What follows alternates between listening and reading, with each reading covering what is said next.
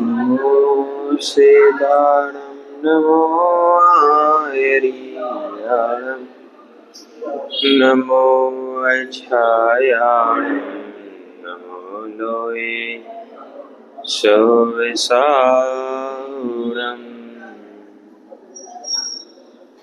मेरे पवित्र मन में गुरुदेव आओ, मैं शास्त्र वाचन करूं, प्रतिभा जगाओ। अरिहंत भाषित सभी श्रुत देवताओ, क्या बोले नाम मुझे तुम ही बताओ, क्या बोले नाम मुझे तुम ही बताओ। वंदितु सौवसिते धूमचल मणोव्यंगयं पते, बोछामि समय पाहुर मिर्मोसुद केवलीवर्यम्।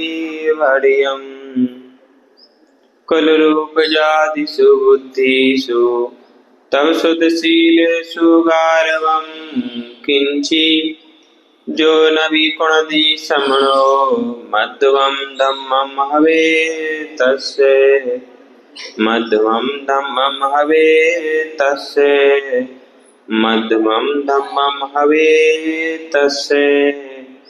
अनंत अनंत सिद्ध पंच परमेष्टि भगवान की, परम पूजनीय मूल नायक श्री मुनीश्वरत नाथ भगवान की, दादा गुरुदेव श्री विराग सागर जी महाराज की, संयम प्राण प्रदाता गुरुदेव विशुद्ध विभव सागर जी महाराज की, विभासुर सागर जी महाराज की, उत्तम माधव धर्म की, अहिंसामयी विश्व धर्म की, बोले परम पूज्य मुनि श्री सतगुरु महाराज की, समस्त मुनि संत की। पर्वों में महापर्व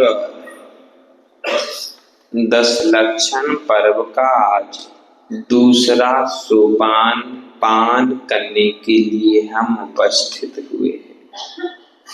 जो सूर्य के समान तेजस्वी हैं, जिन्होंने अंतरंग और बहिरंग सभी प्रकार के परिग्रहों को त्याग दिया है, जो सदा शांत रस में अवगाहते हैं, वे निर्ग्रंथों के निर्ग्रंथ, मुनियों में भी मुनि श्रेष्ठ, व्रतों में भी सुव्रत को धारण करने वाले मुनि सुव्रत भगवान हमें मार्दव धर्म की प्राप्ति कराने में सहायक हुए। क्रोध को देखना, जानना, समझना और छोड़ना आचार्य कहते हैं सरल है, क्योंकि जब किसी को क्रोध आता है तो चेहरा बिगड़ जाता है, आंखें लाल हो जाती हैं, शरीर कांपने लगता है और ओठ डसने को तैयार हो जाते हैं। सिद्ध हो जाता है कि बेचारे को क्रोध ने डस लिया है। कुंद कुंद भगवान ने लिखा, कोहम नसदी बोहम, जब जब क्रोध आता है तब तब वो बोध यानी बुद्धि का नाश। बोले एक साथ दो बातें नहीं हो सकती, या क्रोध या बुद्धि। यदि बुद्धि होगी तो क्रोध नहीं होगा, क्रोध होगा तो बुद्धि। एक साथ दो का होना कठिन है। बोले महाराज क्रोध तो समझ गए, छोड़ भी दिया, भाई विपरीत परिस्थितियों में कोपस उत्पत्ति कारणे, क्रोध के उत्पत्ति के कारण मिलने पर भी क्रोध नहीं करना, ऐसा क्षमा धर्म हमने धारण, बोलो तो किया कि नहीं किया? ऐसा अभूतपूर्व क्षमा धर्म हमने धारण कर लिया। लेकिन मान महाविश्वरूप करही नीच गति, धरिये सदा अनूप, सुख पावे संतोषी प्राणी सदा। ये जो मान कसाय है ये दिखती नहीं है लेकिन होती है। देखो बोली ले ले वे कोई और सम्मान ना हो तो परिणाम, बोलो तो माँ बहुत स्वादिष्ट भोजन बनावे और बेटे के पिता को खिलावे और तारीफ ना हो तो, बोलो तो परिणाम बिगड़ जाते हैं। हम छोटी छोटी सी बातों में सोचते रहते हैं कि परिणाम क्यों बिगड़ रहे हैं। वो दादी की कहानी सुनी ना, वो नई चूड़ियां लाई थी, क्या मंदिर पहन के आई, किसी ने भी नहीं पूछा। जय कुमार जी राजमती जी से कह देना कोई नई साड़ी पहन के आए तो उससे ना पूछे, उसका कारण बाद में बताते। किसी ने नहीं पूछा कि चूड़ियां अच्छी हैं तो बेचारी दुखी हो गई। दूसरे दिन आई, नहीं पूछा। तीसरे दिन नहीं आई, नहीं पूछा। चौथे दिन उसने अपनी झोपड़ी में आग और हाथ हिला हिला के बोलने लगी कोई बचाओ, कोई बचाओ, कोई बचाओ मेरी झोपड़ी। इतने में एक आई और पूछने लगी दादी चूड़ियां तो अच्छी लग रही, कब ली? तो बोली अरे बहन पहले पूछ लेती तो मेरी झोपड़ी क्यों जलती। समझना, हम सुंदर वस्त्रों का चयन करते हैं अंग को ढकने के लिए, लेकिन वस्त्रों में भी, वस्त्राभूषणों में भी हमारी भीतर में कहीं इच्छा रह जाती है, भीतर में भावना होती है कि मैं जो कपड़े पहनूं वो दूसरों से अच्छे, बोलो तो होना चाहिए।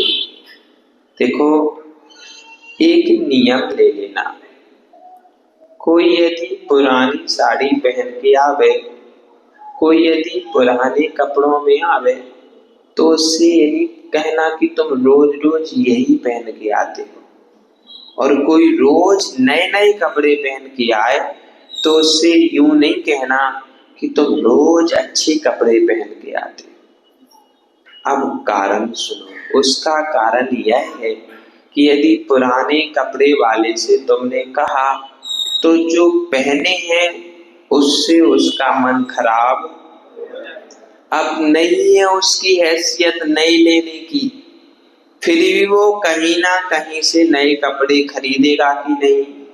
बोले उन्हें टोक दिया वे कपड़े पहन के तो मंदिर नहीं जा सकते। तो जो पुराना था उसके प्रति विरक्ति और नए के प्रति आसक्ति आपने उत्पन्न करा दी कि नहीं? बोलो तो अब जो नया कपड़ा आएगा उसको बनाने में जो आरंभ सारंभ हुआ वो किसके खाते में जाएगा? अब जो नया कपड़ा वो रोज सर्फ से धुलेगा, सुखाएगा, पहनेगा तो उसका पाप किसके खाते में गया? बोलो तो हमारे खाते में गया। आप बोलते हो कि नहीं? साड़ी कहाँ से ली? अच्छी लग रही, इसकी डिजाइन बड़ी, पल्लू तो और भी सुंदर है, बोलते ना। अब समझ लो कि हमने कहीं ना कहीं से उसकी ऋजुता का हनन कर लिया और मान के वृक्ष पर चढ़ा दिया, समझ करके चलना कि ये मान बढ़ते बढ़ते मान कसाई की ओर चला जाएगा और जीव का पतन हो जाएगा। आचार्यों ने कहा कुल रूप जाति बुद्धि सु, कुल का, रूप का, जाति का, बुद्धि का, तप शुद्ध शीलेषु गार्वम किंची। तप का और शास्त्रों में पारंगत होने का यदि किंच भी थोड़ा सा भी मान करते हो तो समझ करके चलना कि माधव धर्म आने वाला। जब तक इस मान में मैं का विसर्जन नहीं होगा तब तक मैं कौन करता? बोलो तो उसकी क्या दुर्दशा होती? बोलो तो पता है ना? फिर भी हम कहते मैंने ऐसा किया। यदि मैं नहीं होता था ना तो ऐसा होता ही नहीं। मैं करने वाला हूँ, मैं इस घर का करता धरता हूँ, मेरी कमाई से घर। अरे तुम नहीं भी कमाओगे तब भी खाने वाला खाएगा कि नहीं? कहीं से भी आए, तुम थे तो हलवा पूरी खाएगा, तुम नहीं थे तो भाजी रोटी खाएगा, लेकिन भूखा कोई भी। समझ करके चलना कि अहम का विसर्जन होना चाहिए। कुल का मत, मैं अमुक कुल का हूँ, खंडेलवाल, कोरवाल, नरसिंहपुरा, उमड़, गोलापुरा, परवार, मैं बड़ा हूँ। अब बताओ कौन से कुल के हैं? हाँ, कोई कुल काम आया क्या? हाँ, सबसे बड़ा कुल कौन सा? बोलो तो। हाँ, निर्ग्रंथ मार्ग पे जो चलता है उसका सबसे बड़ा कुल है। ये जातियों का कुल कोई भी बड़ा कुल। फिर भी हम कहते हैं हमारी समाज में ऐसा, हम लोग ऐसा। किसका अहंकार? कुल से निर्वाण होगा क्या? बोलो तो। यदि होता तो अभी तक ये सारी जातियों के लोग बैठे हैं, यहाँ बैठते ही नहीं, हमें सुनाना ही नहीं पड़ता। ये दिव्य ध्वनि में हमको सुनाते, ऐसा होना चाहिए था, लेकिन ऐसा नहीं हुआ। इसका मतलब यह है कि कुल का अहंकार भी कुल को डुबाने का कारण।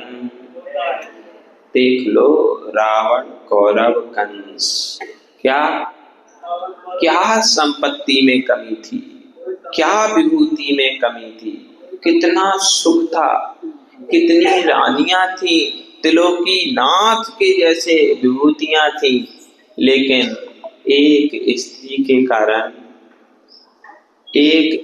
के कारण सब कुछ नष्ट हो गया। बोले अभिमान था कि मैं 3 खंडों का स्वामी हूँ, मुझे कोई हरा नहीं सकता, और एक वनवासी के द्वारा, बोलो तो, मारे गए। अभिमान नहीं रहा। कौरव, कंस, कितना बल था, कितनी शक्ति थी, लेकिन नहीं बची। रूह का मद, हम इतने सुंदर हैं, हम ऐसे हैं, हमको देख करके अच्छे अच्छे लोग घायल। रूप का मद, रूप से निर्माण नहीं होगा। जब निर्माण होगा तब तक भीतर के स्वरूप से निर्माण होगा। और भीतर के स्वरूप के लिए रूप की आवश्यकता। देख लो, खूब शान के साथ बोलते ना, काले काले बाबा की। देखो तो कोई काला हो ना तो उसको देखोगे भी नहीं, और काले काले बाबा के पीछे पड़े रहते। बोलो तो ऐसा क्यों? रूप नहीं चाहिए, जिनके पास स्वरूप है उस स्वरूप की उपलब्धि के लिए रूप को नहीं देखना पड़ता। जाति का मद, बुद्धि का मद, मेरी बुद्धि तीक्ष्ण है, मेरा क्षोभसम तेज है, इसका अभिमान करोगे तो ज्ञान से शून्य। तप का मद, मैंने ऐसे तप कर लिए, ऐसे मैंने अमुक तप कर लिए, मैं बहुत तपस्वी हूँ, तो तप का मद भी काम। शास्त्र का मद, आचार्यों ने कहा है जो भी 8 प्रकार के मद हैं, यदि इन मदों से स्वयं की सुरक्षा करना है तो स्वयं में मार्दव धर्म का जाप करते रहना पड़ेगा। मृदो भावा मार्दवहा, मृदो भावा मार्दवहा, मृदो भावो मार्दवहा। इस मंत्र का जाप करेंगे तो प्रति समय यह उपलब्धि होती रहेगी, स्मरण में आता रहेगा कि मृदुता का भाव ही मार्दव धर्म है, और मुझे परिणामों में संक्लेश, मुझे परिणामों में अभिमान, मुझे घमंड नहीं करना है। जिनवाणी पढ़ते हो ना, जल्दी जल्दी पढ़ते कि धीरे धीरे? हाँ, इसकी विनय करना पड़ेगी। जिनवाणी पैर पे रख के पढ़ते ना, पढ़ते हो, जब स्टैंड से उठाते हो तो ऐसी लटका के लाते हो ना। बोलो तो, अरे कोई एकाध व्यक्ति नहीं लाता तो क्या सब नहीं लाते? वो मैडम हाथ डाली बोले हम नहीं लाते, तो क्या तुमने सबको सिखा दिया कि ऐसे नहीं लाना?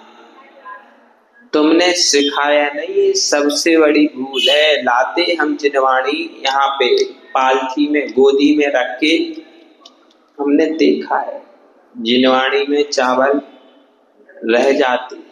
जिनवाणी की विनय, जब हम रोड पर जिनवाणी लेकर चलते हैं तो पैरों में चप्पल, बोलो तो ये विनय है क्या? अब जब तक विनय नहीं आएगी तब तक जिनवाणी आत्मसात होगी क्या? घर में पेपर न्यूज के साथ क्या क्या होता? न्यूज पेपर के साथ, हाँ, पैरों में जाते कि नहीं? जमीन में रख करके पढ़ते कि नहीं? उससे गाड़ी के कांच पहुंचते कि नहीं? तो क्या उसमें जिनवाणी नहीं है?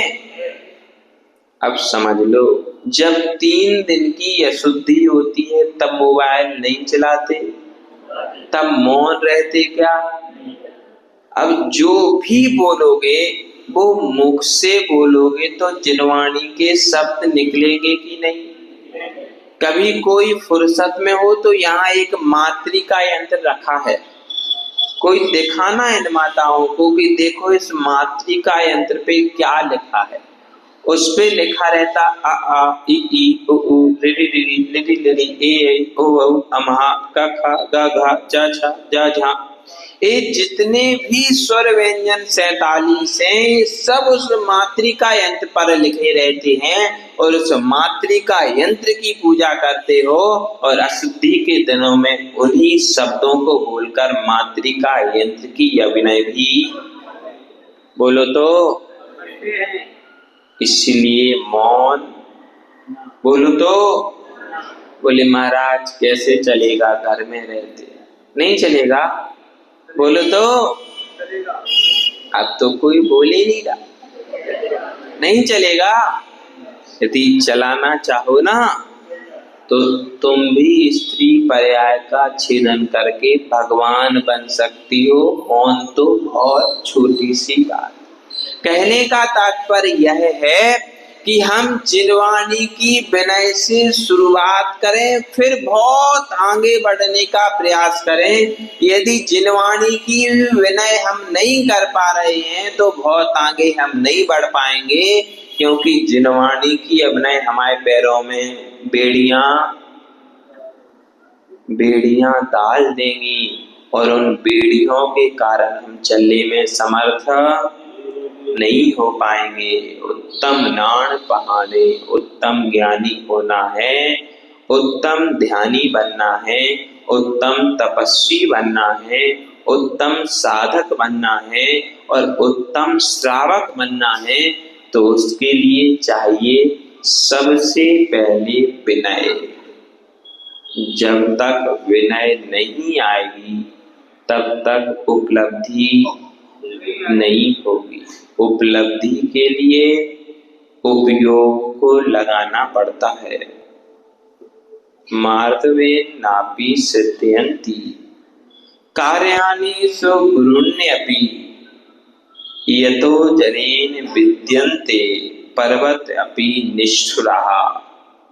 आचार्यों ने कहा कि इस मार्दव धर्म की आवश्यकता क्यों पड़ी?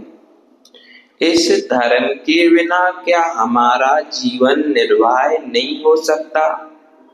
तो आचार्यों ने एक श्लोक दिया, मार्दवेन नापि सिद्धयन्ति। मार्दव धर्म के द्वारा सिद्धि होती है कार्याणि सुगुण्यपि, कठिन से कठिन कार्य की सिद्धि होती है। यतो जलेन विद्यन्ते, जैसे जल के द्वारा पर्वतः अपि निष्ठुरा। पर्वत कैसे होते? पर्वत निष्ठुर होते हैं और बड़े से बड़े पर्वत को काटने का यदि कोई काम करता है तो वो क्या है? बोलो तो, आदमी काटता है कि जल? बड़े से बड़े पर्वत को भी काट करके निकल जाता है तो वो जल है। जब जल में इतनी क्षमता है, इतनी क्षमता है, तो आप में इतनी क्षमता नहीं है क्या? कर्मों को ही तो काटना है और किसी को काटने के लिए नहीं कहा जा रहा है। मार्दव द्वारा एक जगह बहुत बड़ा तूफान आने का समय हुआ, बादल घिराए, तेज तेज हवा चलने लगी, ऐसा लगा कि मानो अभी प्रलय ही आ जाएगा।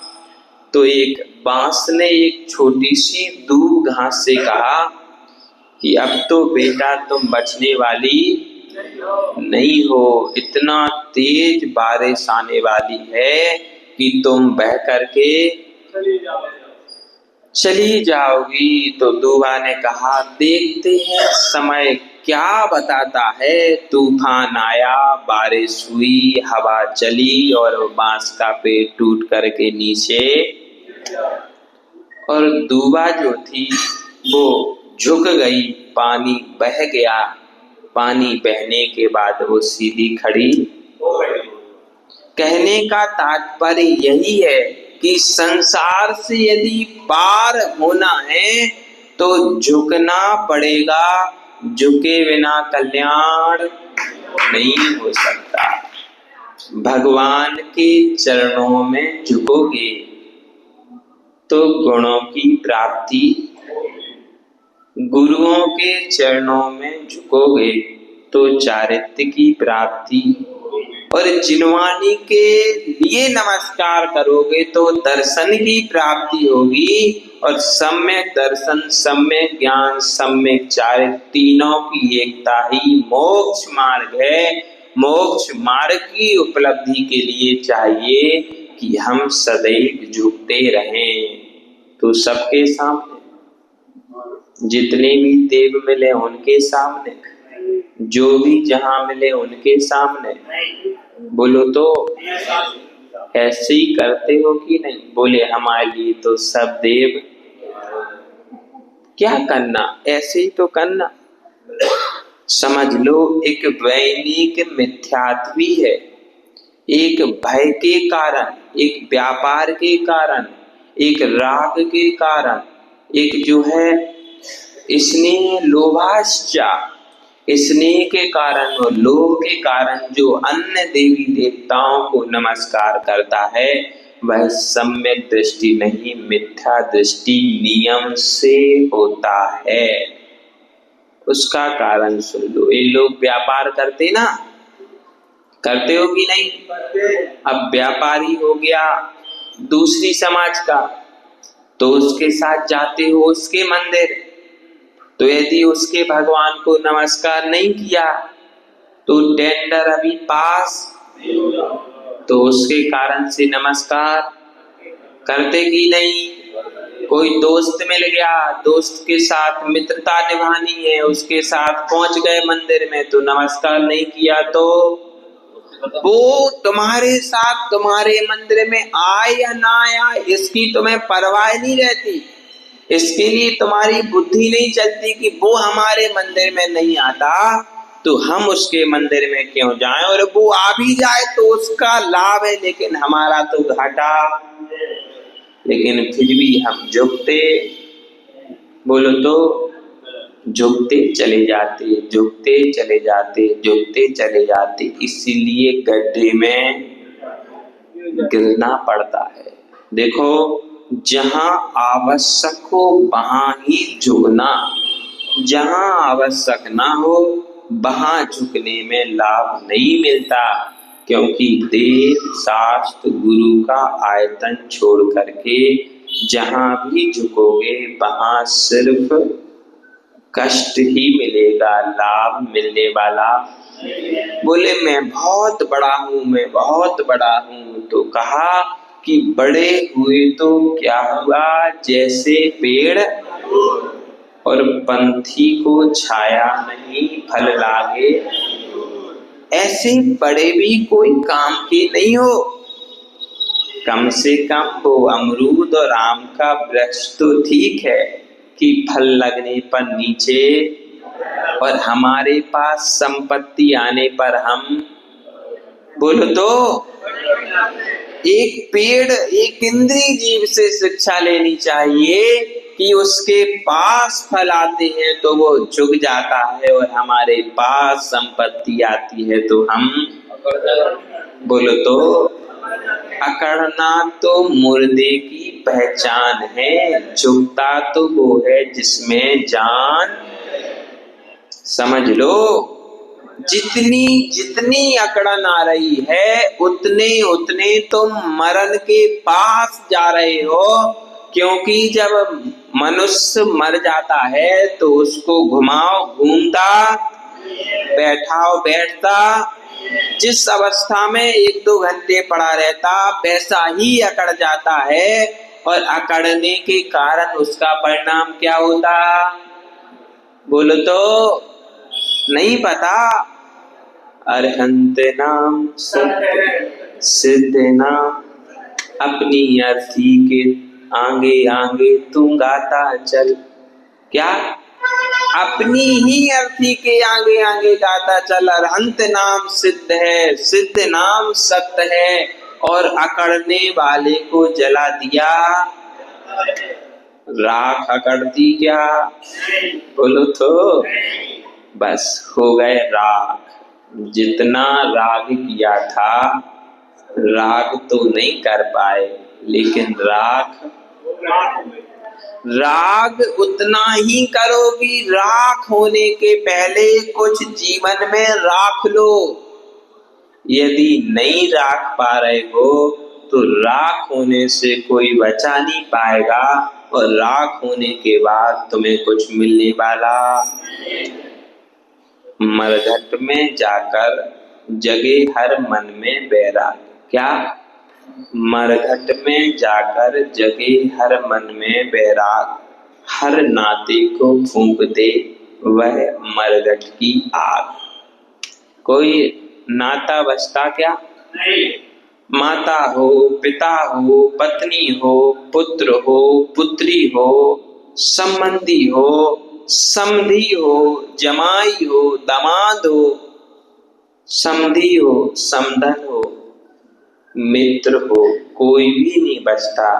मरघट की आग में सबको जलना ही, जब पता ही है कि अंतो गत्वा यही होना है, तो उसके पहले क्यों ना समझ लें, क्यों ना सुधार कर लें कि भाई किसके लिए मान किया जा रहा है, किससे मान किया जा रहा है और इसका फल क्या होगा।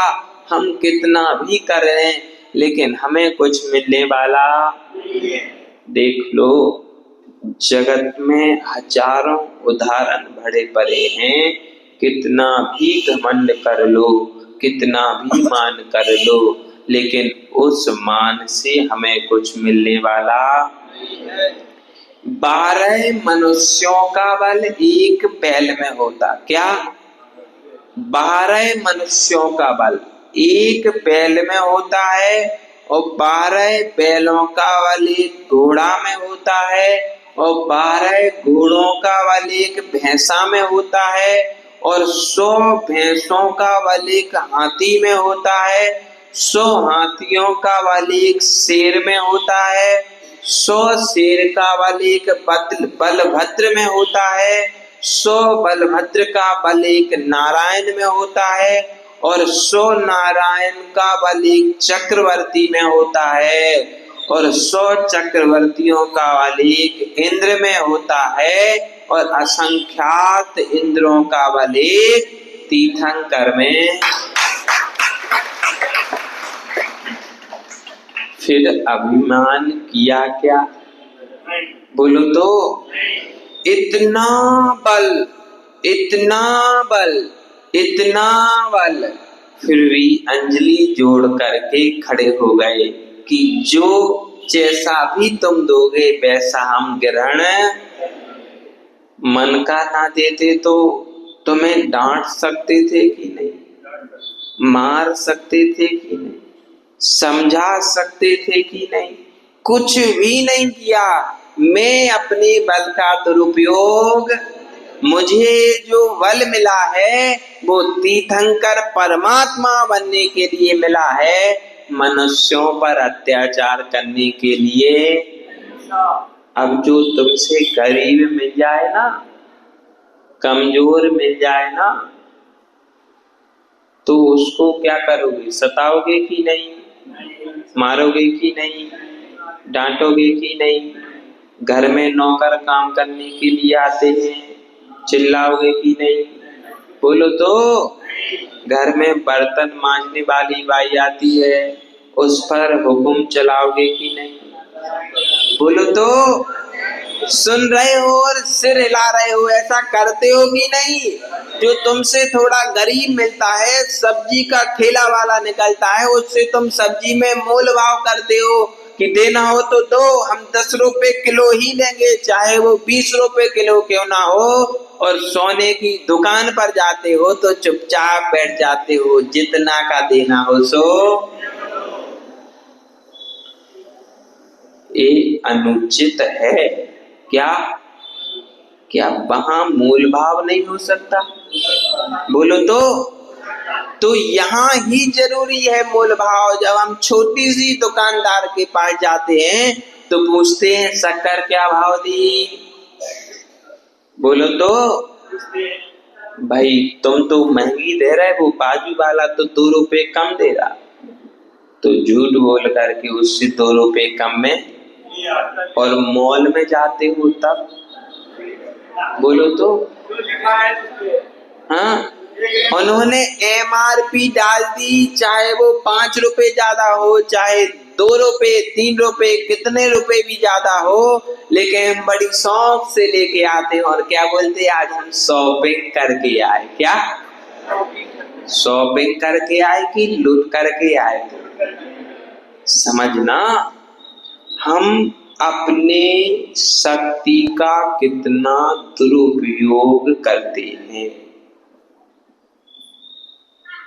कोई हमसे छोटा व्यक्ति मिल जाए तो उसे हम जबरदस्ती में ज्ञान बांटते हैं, और कोई बड़ा मिल जाए तो, कोई गरीब दिखे ना तो उसे हम व्यापार की बुद्धि देते हैं। तुम ऐसा किया करो, तुम ऐसा किया करो, लेकिन 2 रुपए का सहयोग नहीं करते, फिर भी हम बड़े बने रहते हैं। ऐसे बड़े हुए तो क्या हुआ, जैसे पेड़। इस दोहा को रट लेना और जीवन में जब भी ऐसा प्रसंग बने तब याद करना कि यदि हम बड़े हैं तो क्या हुआ, जैसे पेड़ खजूर। और पंथी को भी काहे के तुम बड़े हो। जब तुम्हारी समाज का व्यक्ति परेशानी में है, तुम्हारा भाई दुखी है, तुम्हारी समाज का व्यक्ति कष्ट में है, तुम उसका ही सहयोग नहीं कर पा रहे, फिर भी करोड़पति कहला रहे, तुम्हें शर्म आना चाहिए, शर्म। क्यों? क्योंकि संपत्ति तो है, उसका वैभव तो है, सिर्फ दिखाने के लिए। जहां माला का काम आता ना, जहां ये ढोलक मजीरा बजते ना, वहां इनकी ताल में भूल जाते हो लाखों की बोलियां। बोलो तो ऐसे ही होता ना, संगीतकार ना हो तो बोलियां कम जाती, और संगीतकार आए तो जैसे मदारी नाचता ना ढोलक पे, ऐसे तुम लोग नाचते हो ढोलक पे और बोलियां बढ़ती। और किसी को वास्तव में जरूरत हो तो उसके लिए एक फूटी कौड़ी भी। देखो, बड़े हो तो बड़प्पन भी, बोलो तो, होना चाहिए। क्यों? क्योंकि जब तक बड़ों में बड़प्पन नहीं होगा तब तक छोटों से प्रेम मिलने वाला नहीं है। यद्यपि आज का धर्म मान को तज करके ऋजु होने का दिन है, और यह ऋजुता हमें तभी आएगी जब हम इन सारी बातों पर चिंतन मंथन मनन करें और भीतर में स्वयं को टटोल करके देखें कि वास्तव में हम मान से रहित हैं क्या। प्रश्न चिन्ह लगा दो।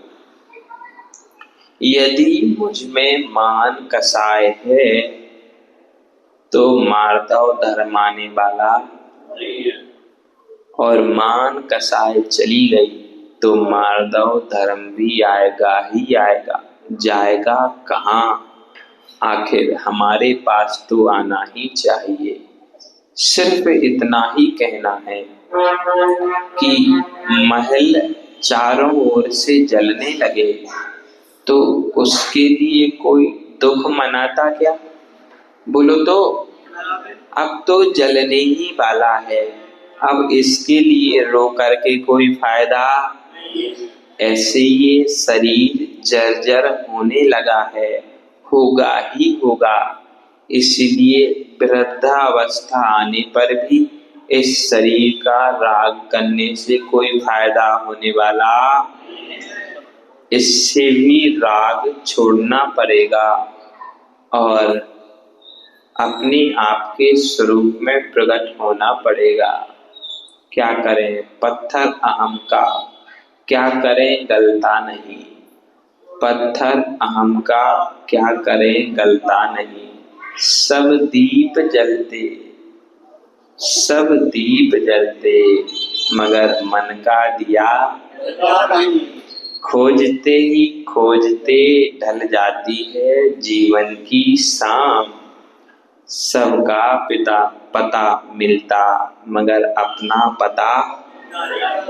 परम पूज्य गुरुदेव विभव सागर जी महाराज।